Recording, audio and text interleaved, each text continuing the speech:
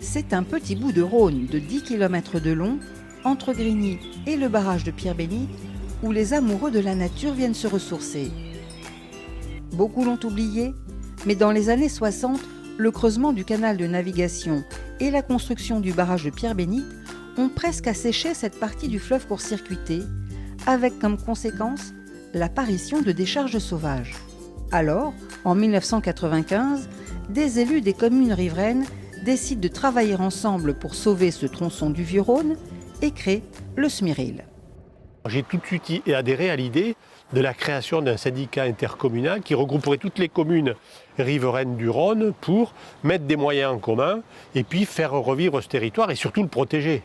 Et au fil des ans, au cours de ces 25 ans, l'ensemble des élus qui s'est succédé, parce que moi je suis resté, j'étais jeune maire en 95, mais on a vu défiler pas mal de nouveaux élus dans les communes adhérentes au SMIRIL.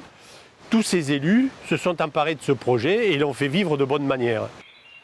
Au fil des ans, le SMIRIL a mis en place des actions pour redonner au fleuve son courant, restaurer des launes et les mettre en eau permanente, tracer et entretenir des chemins sur cette zone de 400 hectares.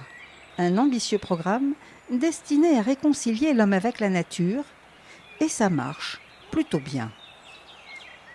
On retrouve cet état d'esprit dans la zone forestière qui longe le fleuve.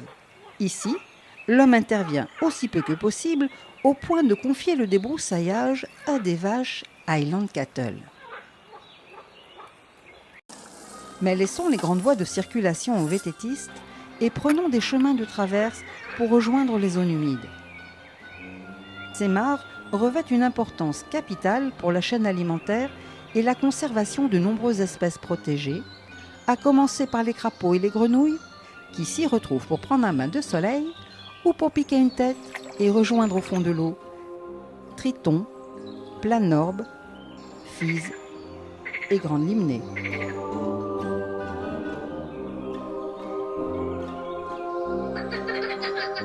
Quand vient le printemps et la saison des amours, la mare se transforme alors en lit nuptial.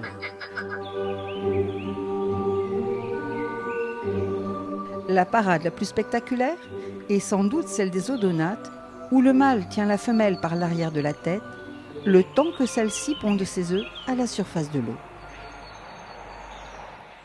Aujourd'hui, le Vieux-Rhône a retrouvé sa biodiversité et son identité paysagère. C'est un espace de nature sauvage à seulement quelques encablures de Lyon. La richesse, elle est là en fait. C'est parce qu'il y a ce côté sauvage. Nous, on ne fait qu'intervenir au niveau de la sécurité, pour les sentiers, pour les arbres, les choses comme ça. Mais la nature, elle est libre. C'est une nature libre et c'est ça la richesse du secteur du SMIRIL.